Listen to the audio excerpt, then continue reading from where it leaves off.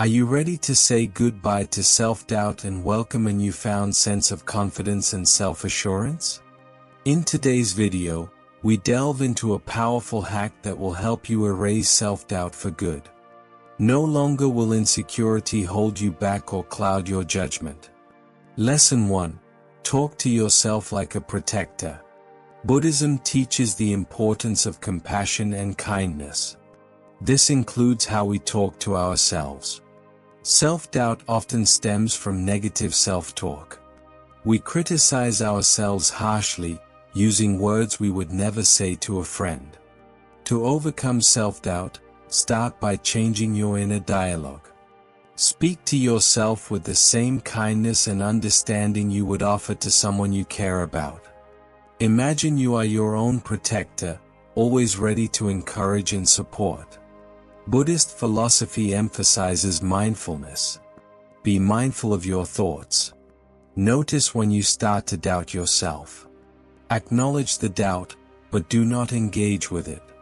Instead, replace it with a positive affirmation. Tell yourself that you are capable and strong. Remind yourself of your past successes, no matter how small. This practice of positive self-talk builds resilience. It helps you see challenges as opportunities for growth, not reasons to doubt yourself. In Buddhism, the concept of metta or loving kindness is central. Direct this loving kindness inward. Send yourself messages of love and support. Visualize yourself surrounded by a warm, protective light. This light represents your inner strength and compassion. It shields you from self-doubt and negative thoughts. The more you practice this, the more natural it becomes. You start to believe in your own words of encouragement. You become your own best supporter, always ready to lift yourself up. Self-doubt is a habit. It is a pattern of thinking that can be changed.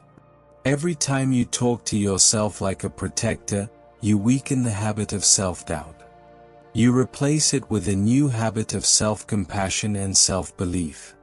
This is not about ignoring your flaws or challenges. It is about acknowledging them with kindness and understanding. It is about believing in your ability to overcome them. Buddhism also teaches about the impermanence of things. Self-doubt is not a permanent state. It comes and goes, like all thoughts and emotions. When you talk to yourself like a protector, you help speed up its departure. You do not let it take root and grow. Instead, you nurture the seeds of self-belief and confidence.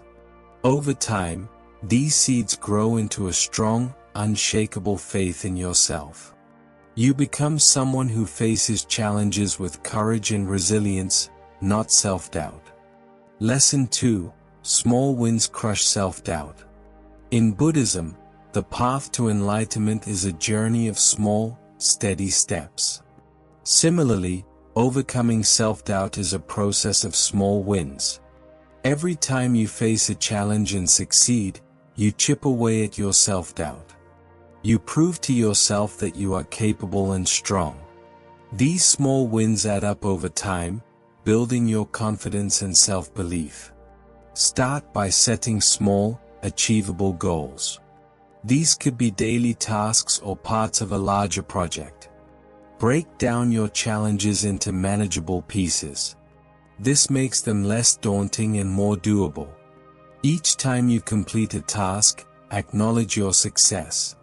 Celebrate your small wins, no matter how insignificant they may seem. This is not about boasting or ego. It is about recognizing your own strength and capability. Buddhism teaches about the power of focus and concentration. When you focus on your small wins, you shift your attention away from self-doubt. You start to see yourself as someone who achieves, not someone who doubts. This change in perspective is powerful. It helps you approach new challenges with confidence, not fear. Small wins are not just about completing tasks. They are also about facing fears and overcoming obstacles. Every time you do something that scares you, you score a win against self-doubt. You prove to yourself that you are braver than you think. You show yourself that you can face your fears and come out stronger. Over time, your small wins build momentum. They create a positive feedback loop. The more you succeed, the more you believe in your ability to succeed. This belief helps you take on bigger challenges, leading to bigger wins. It is an upward spiral that lifts you out of self-doubt and into a place of confidence and self-belief. Lesson 3: Unfamiliar doesn't mean unqualified. Buddhism teaches about the beginner's mind. This is the idea of approaching every situation with an open, eager mind, free from preconceived notions. When you face something unfamiliar, it is an opportunity to learn and grow. It does not mean you are unqualified or incapable. It simply means you are a beginner, ready to gain new experiences and knowledge. Self-doubt often creeps in when we face something new. We tell ourselves we are not good enough or not qualified enough. We compare ourselves to others who seem more experienced or skilled. This is a trap that keeps us stuck in self-doubt. To overcome this, embrace the unfamiliar. See it as a chance to expand your horizons, not a reflection of your capabilities. In Buddhism, the concept of anatta or no self is fundamental. This teaches us that our identity is not fixed. We are constantly changing and evolving. When you face something unfamiliar, you are simply adding a new dimension to your ever-changing self. You are not defined by your past experiences or your current knowledge. You are defined by your willingness to learn and grow. Everyone starts as a beginner. Even the most skilled and experienced people were once unfamiliar with their field. They learned and grew over time, and so can you. Do not let the unfamiliar scare you. Let it excite you. Let it fuel your curiosity and your desire to learn. Buddhism also teaches about patience and persistence. When you face something unfamiliar, be patient with yourself. Do not expect to master it overnight. Give yourself time to learn and grow. Keep practicing, keep trying. With each attempt, you gain more familiarity. You build your skills and your confidence. Embrace the journey of learning. Enjoy the process of discovery and growth. With each new experience, you add to your knowledge and your capabilities. You prove to yourself that you are qualified, even in the face of the unfamiliar. Over time, you build a deep reservoir of confidence. You start to see the unfamiliar not as a threat, but as an opportunity. You become someone who embraces new challenges with enthusiasm and self-belief. Lesson 4: Do what scares you most. Buddhism teaches about facing our fears.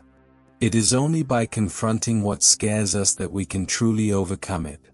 This is true for self-doubt as well.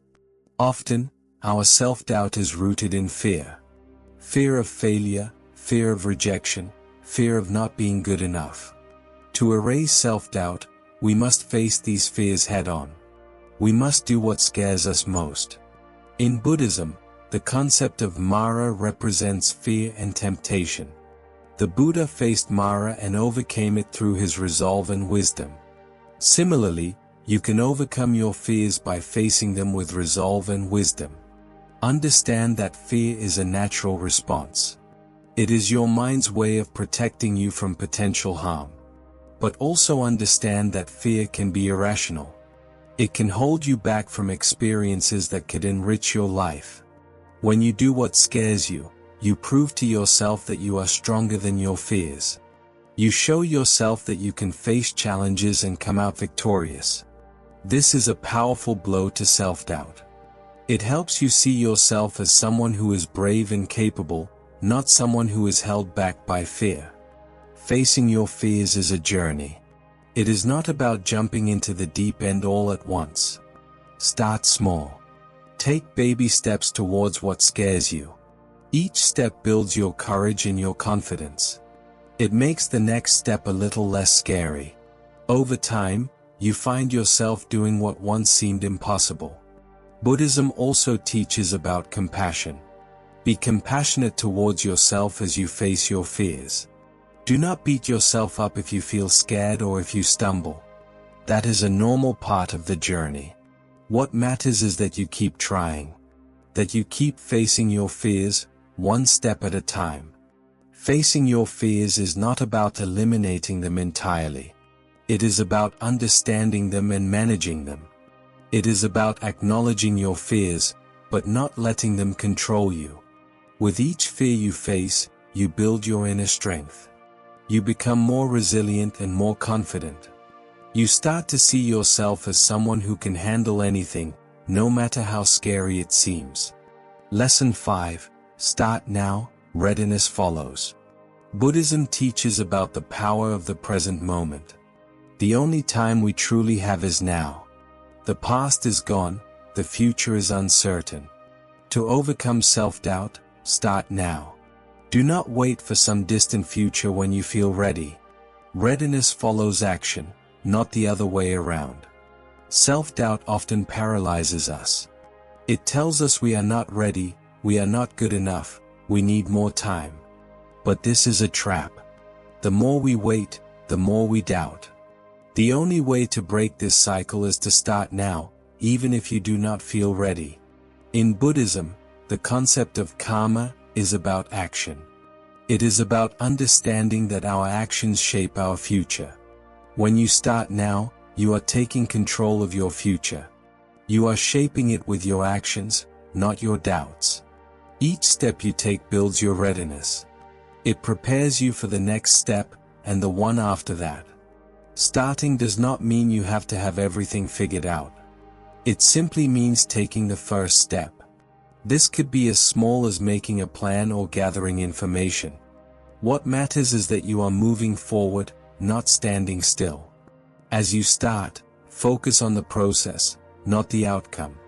Do not worry about whether you will succeed or fail. Just focus on the next step, the next action. This is the essence of mindfulness in Buddhism. It is about being fully present in the moment, fully engaged in the task at hand. Starting now also builds momentum. Each action you take makes the next one a little easier. You start to see progress, no matter how small. This progress fuels your confidence and your belief in yourself. It helps you see yourself as someone who takes action, not someone who is held back by self-doubt. Lesson 6. Confidence is quiet consistency. Buddhism teaches about the middle way. This is the path of balance and moderation, away from extremes. Similarly, true confidence is not loud or boastful. It is quiet and consistent. It is about steadily believing in yourself, not loudly proclaiming your greatness. Self-doubt is often loud and insistent. It fills our minds with noisy chatter about our inadequacies. To overcome this, cultivate quiet consistency. Steadily replace the noise of self-doubt with the quiet voice of self-belief. Confidence is not about never failing or never doubting. It is about consistently believing in your ability to handle whatever comes your way. It is about steadily taking action, even in the face of doubt or fear. Buddhism also teaches about patience. Building quiet consistency takes time. It is a steady process of replacing old habits of self-doubt with new habits of self-belief. Be patient with yourself. Do not expect to transform overnight. Just keep taking steady steps forward. Quiet consistency is also about reliability. It is about being someone who consistently shows up, who consistently takes action. This reliability builds trust, trust in yourself and trust from others. Over time, you become known as someone who can be counted on, someone who quietly gets things done. Cultivating quiet consistency also involves mindfulness. Be mindful of your thoughts and actions. Notice when you start to doubt yourself. Acknowledge the doubt, but do not engage with it.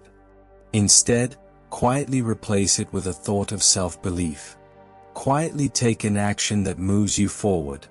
Quiet consistency builds a deep reservoir of confidence. It helps you face challenges with a steady belief in yourself. It helps you see yourself as someone who is quietly capable, not loudly boastful.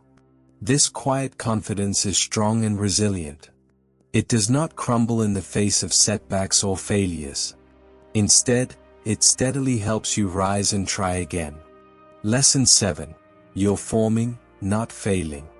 Self-doubt often creeps in when we face setbacks. We tell ourselves we have failed, we are not good enough. But this is a false perspective. Setbacks are not failures, they are opportunities to learn and grow. They are part of the process of forming who we are. In Buddhism, the lotus flower is a powerful symbol. It grows in mud, pushing through the dirt to bloom above the water. This is a metaphor for our own growth.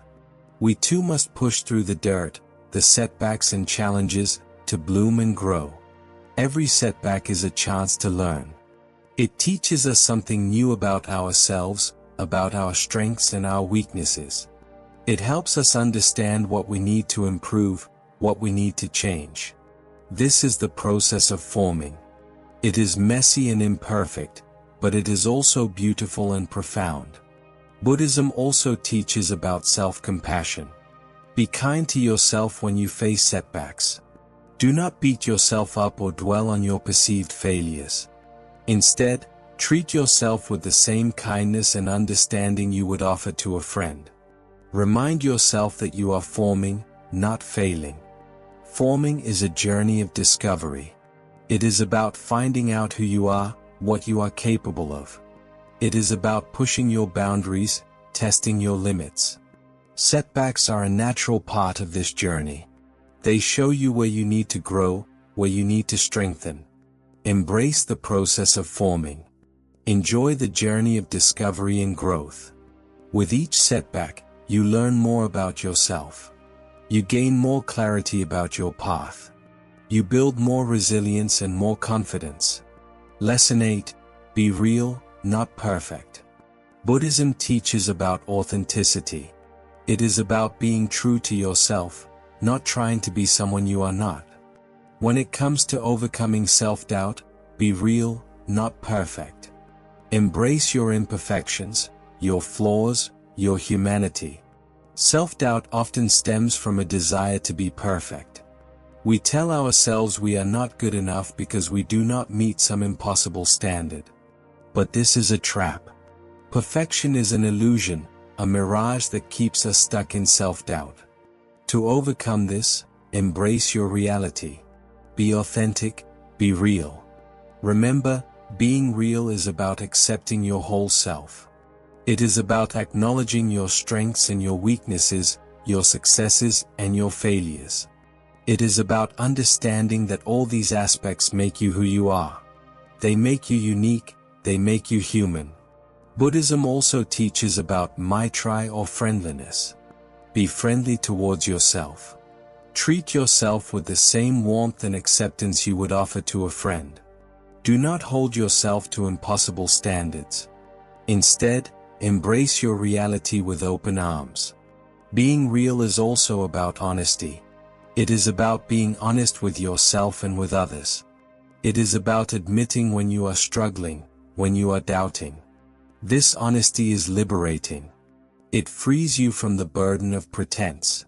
It allows you to be truly seen and truly known. Embrace your imperfections. They are not signs of failure, they are signs of humanity. They show that you are real, that you are authentic. They make you relatable, approachable, human. As you embrace your reality, your self-doubt starts to fade. You start to see yourself as someone who is authentic, not someone who is flawed. You start to appreciate your imperfections, not despise them. This is the path to true self-acceptance and true confidence. It is the path of being real, not perfect.